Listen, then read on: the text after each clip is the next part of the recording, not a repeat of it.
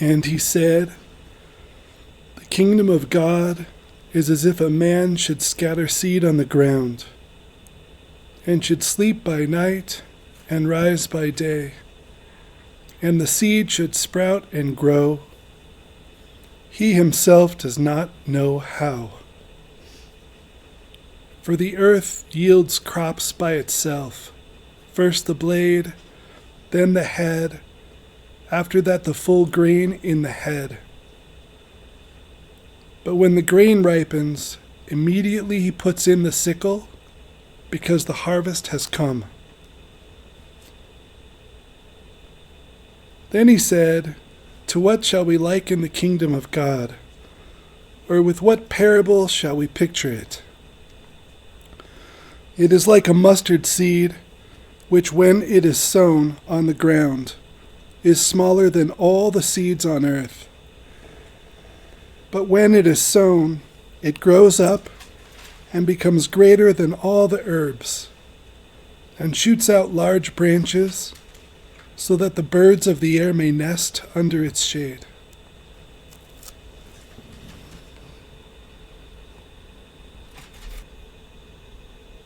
All right, we can start.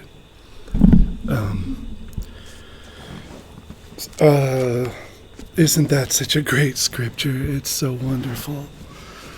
And I feel like, I don't know if I have a class tonight, but and I almost just made it a sharing night again, but I think this could be one of my favorite scriptures, and I feel like it, the center is an experiment with it, and then the band is too. And I noticed the band is way more fun for me. I think I feel about 2% of the pressure in band as I do for the center. So the band is a really fun version of the experiment, to my way of thinking. But I have such a trust in this thing that Jesus is saying, and because it's like there just is God's power, and it just is coming down into people. That's it. You plug into it, it comes into you, and it makes a change. That's it. It's just the way it is. To me, it's just a fact of life. And you could watch somebody. I remember just when Kim, I hope that's okay. Just when Kim finally got Jesus in her life, and that's it. From that day forward, there's just this other element happening. There's this other thing happening, and it is different. And it's happening. And it just, the course of her life changed. It's just everybody. I'm just thinking that's just who came to my mind. And so, so we're in the center, or, band, we're taking part in an experiment. Well, I think what's fun about band is it's a microcosm of, the center, it's happening, but we won't know till it's done. So what it all looks like, what's neat about band is you go in one night, you turn it all over to God. Let's say it happens that night. People are relatively not in their heads, or relatively whatever, we're just, because how we ruin everything all the time, yes, a fact of life. God is in our life. That's a fact. There's these problems, though. We're always getting in the way of it, all the time. But on a night when God's power is, we're working on this song right now, Secret Fairy Garden, and we're using a recording that, the original one. And it's so funny because the recording is kind of our best run through we've ever done. And it's the night when the whole entire song was invented in that moment, because the power came in the room and just revealed it. The whole thing, it's got a whole movement to it. There's a story. It's kind of neat. There's sections of the song. And we still can't even duplicate it, because it came through that night fully formed. Lyrics and all, just the whole thing, fully formed. And, with power and everything, and we're getting there, but, and so what's neat about band is you can sort of see how God can do an entire thing and bring somebody or a group of people to an entire end. You get to put your hands on that end better than you do in the center, because the center is, the stakes are way higher, the end is much greater, and it takes longer to get there. That's the thing. But it's happening, God's doing it. And so you accept Christ in. Jesus says, it's like a seed that grows up, and without you knowing how it comes. You don't even know what the seed is going to be, and you could see why having a strong opinion about what kind of person you should be could kill spirituality from that perspective. If you don't even know what you're going to be like when you get there, if you have no idea what you're going to be like when you get there, and you really don't, I'm shocked at the stage I'm in now. It contradicts every stage I've ever been in before. It's utterly in contradiction with every stage I've been in before. Makes no sense. And nothing good that I gained from the stages before, well, maybe a tiny bit of, if there's any humility, I'm not even sure if I've gained any, frankly. I don't know. Some of that is useful, but the point I'm trying to make is it's in contradiction. It's totally different. So you could see how, my dad raised me to be a certain way, This is how men are, and this is how they operate in the world. And you could see how if you held on to any of that, it would just keep you from ever becoming spiritual. Ever. If you held on to family pride, you're dead. It's gone. There's no chance. That stuff is, because where we're going is so subtle and so delicate and so beautiful. And so, like a family identity, which has deep ties, because you imprint on it before you are conscious that you're doing it, those things run deep and they get in the way. But I was thinking too, I've not been doing politics. I've been out. I dipped my toes in twice. And I'm horrified. I've been blissfully I guess, pretending it isn't happening. I dipped my toes in once, and I think I shared about it the other day. I just did the Liars Club. Everyone was lying.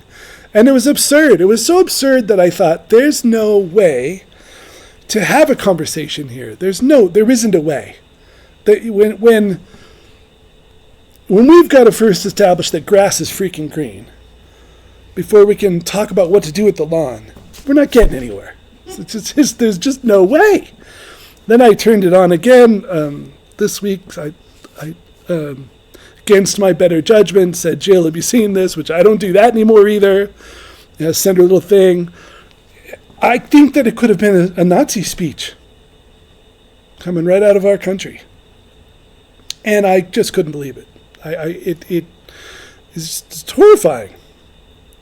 So while all that's going on, there's like this calling we've been given, We've been given this calling to bring light into the world, and I could see it happening. It's so neat.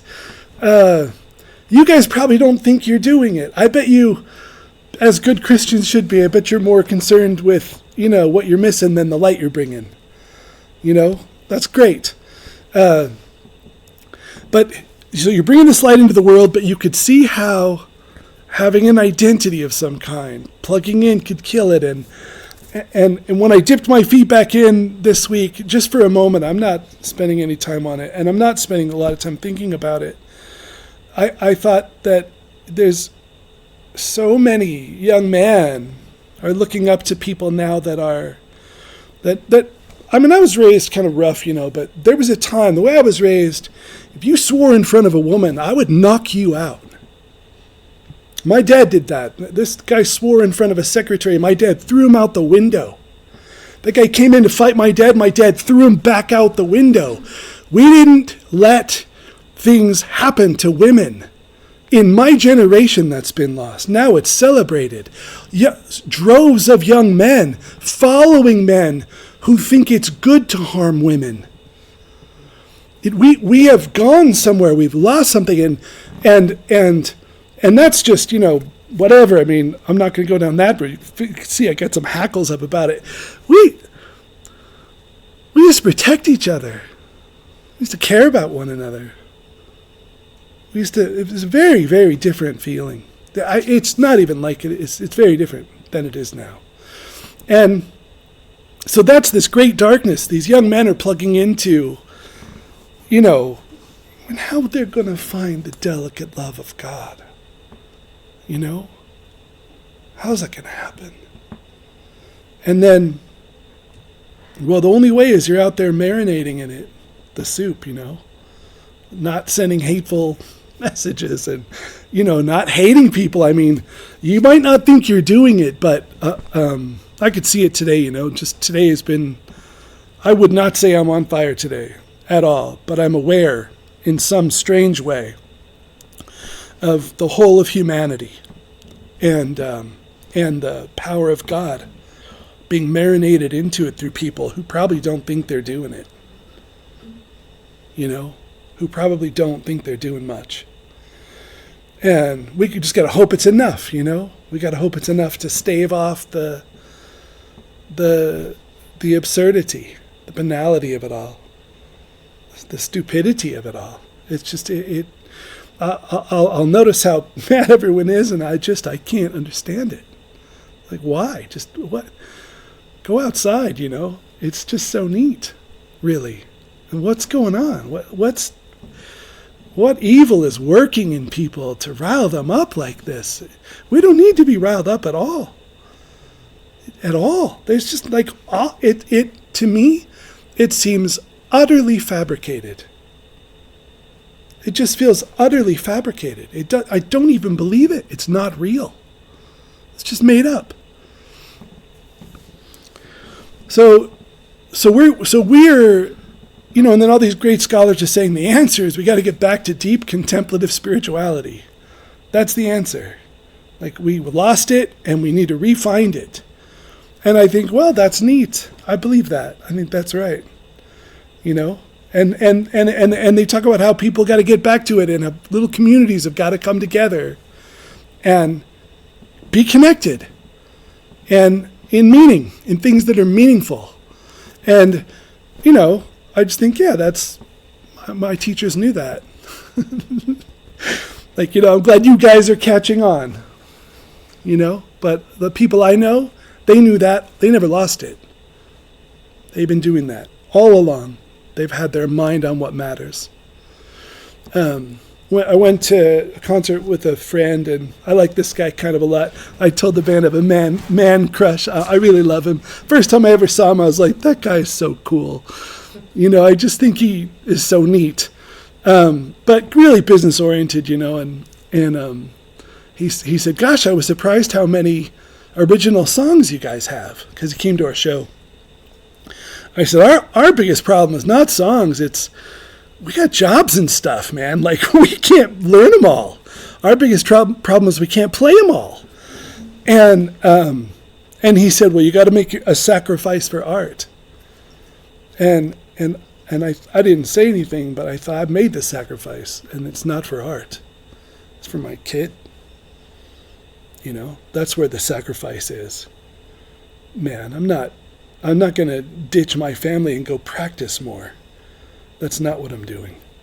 Because this is the thing that matters, The real thing, not that other stuff. The people. So, but the center is an experiment. An experiment is, and Christianity is an experiment. And it's exciting. I hope you guys feel that. For me, it is incredibly interesting. It is incredibly interesting. What happens if a person really says, I give you my whole life? What if they don't just pretend to say it? What if they say it and mean it? What happens to that person? What happens? What does God turn you into? What do you become? And I think one of the things that's gotten in the way of my experiment over the years is having images in my mind of what I think that looks like when the question is asked me. It always seemed tied to some end that would happen in the world. Some end. And, it's not that there's never an end or anything, but I think the end is just kind of inevitable, whatever the end is. But what is God's will? What is God's will for you? What is it? Certainly, it's to be deified. There is no other end. It's deification. It's deification. And the entire self that wants and desires and fears and needs to be someone and then hates that you're trying to be someone still, and that whole self can't go. It has to be left behind. That whole self that still needs to prove itself, that has to die. It all has to go. It can't go there with you. That self that wants to, I don't know, People magazine. I don't know if that exists anymore. Just, yeah, man, it's YouTube nowadays. I'm going to be someone, dude, that person, you're not going to hell, don't worry, but that person's going to hell. That person cannot enter heaven. Cannot. Can't do it. It's impossible. That person has to die. And then, and it's God's job to do it. It grows of its own accord. You got Christ in you. You read the scriptures. You give your life to God daily. You rededicate yourself to God. To inventory, so important. You do inventory because otherwise there's no way to expose the sin to God's light. There's just no way. It has to be seen honestly. The saints say you can fail at any stage, and they see people get really holy and then fail, and it is always a matter of inventory. Always. Just a secret pride that comes in. It's always, just something that comes in where they won't be honest about it anymore. And so that's it. So then they won't take it to God in any honest way. And then it doesn't get healed. That's all it is. So it's like we accept Christ. We accept that love and that light and that grace. It comes in fully formed, kind of, I think. I think it's all there. I think it's just like that song that dropped in, it's like you got Christ, and whatever you are in Christ, it's there. It's there. And then just what's in the way,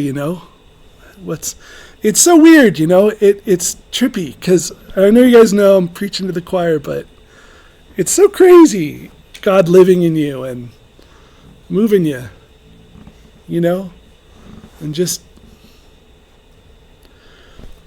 for me, it's like, the trick is like, when do you weed? When do you sleep? When do you watch? You're just trying to do the right thing at the right time. To me, it seems like just trying to find that place where what Christ is doing is what you're doing. And not finding it, and then that's part of what they're healing, is they're helping you find it. But if you're reading the scriptures, the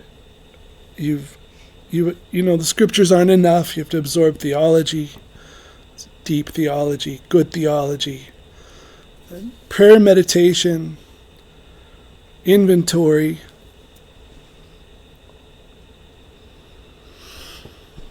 And I think it's inevitable. I think it's inevitable. And like one guy called me this week who was complaining about not growing, but it's so funny because, in every single way on God's earth, this is a better man than who walked in the room years ago. You know, like, he kind of came in wanting, I don't know, to levitate. You know what I mean? It's okay, he hasn't levitated. But I mean, you know, just so much better off. So much better off. And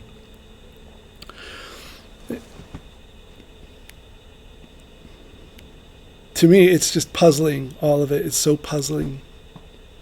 You could think you're getting nothing and be so close to it. And you could be really, really, really close to the end.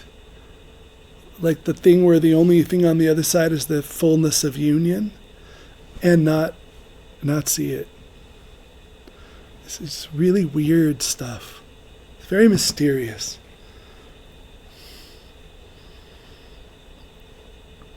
The main thing is you just got to keep saying, yes, God, I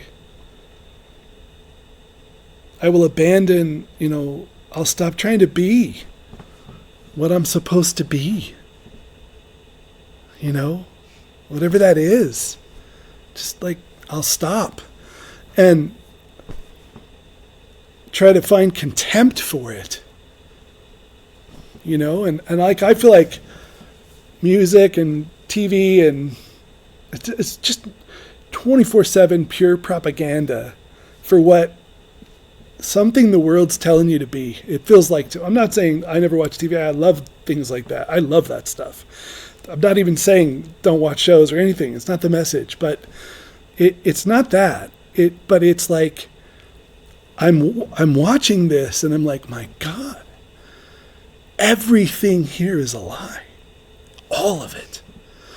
Everything that I have to let go of to be enlightened is being paraded as a good. Is it crazy?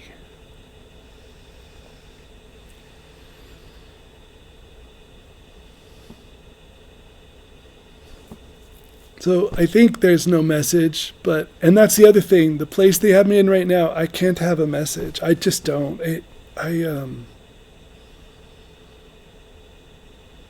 It's so weird. Everything isn't it. And there's this thing that's it, and then you find it and you can't say it. It cannot be said. It just can't be said. But Christ has it, and he's in you. And you see glimpses of, Daniel said something cool about music. He said, since he found the Dead, he said, it's made me appreciate all other music more. He said, I see pieces of what the Dead have in everything I hear. But when I want the fullness of it, I go listen to the Dead. And it's like that with Christ. You know, you get Christ, and anywhere you look, you're going to find a piece of it. Just about anywhere. But in its right order, it's Christ. Christ is the template. He's it.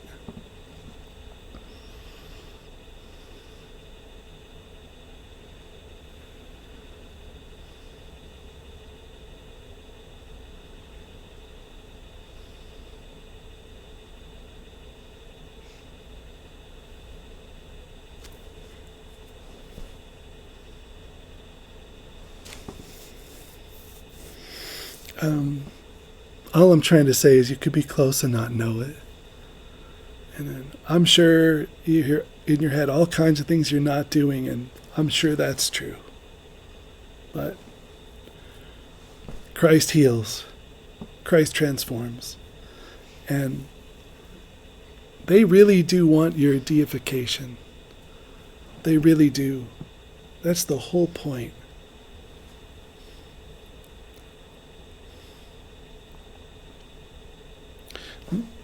My worst fear would be to enter my elder years still clinging to lies.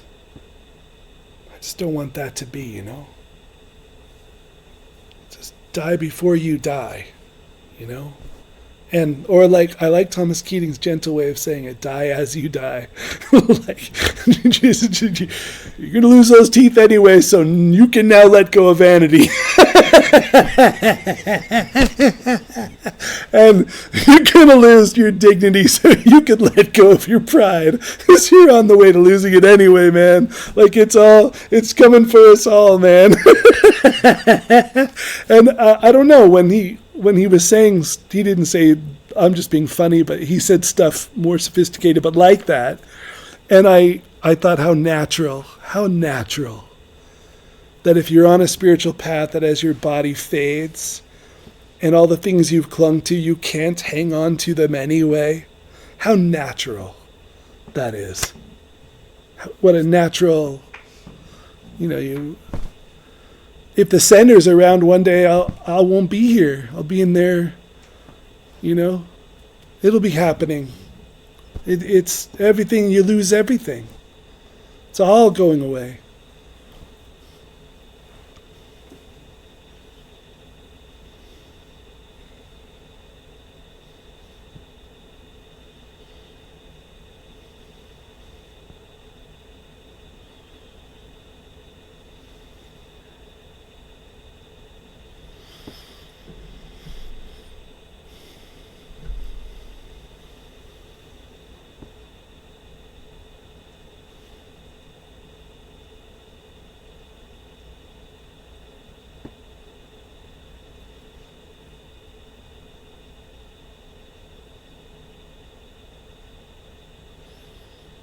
All right, the last thing I want to say is just you're allowed the illusions you don't see, but you're not allowed the ones you refuse to see. So it's like I can't help it if something is wrong and I can't see it. It's a problem of mine, but it's not a moral problem of mine yet. But when you won't see something, or when you think, no one would think this, but maybe in a secret, subtle way, you could think, I'm getting away with it. No one knows. And I'm not talking porn or something. I'm talking just a little pride. That stuff, it can get you because your will's aligned in it. Your will. So you're watchful with inventory of those things that you might instinctively want to protect, but that are the very things that will keep you from entering.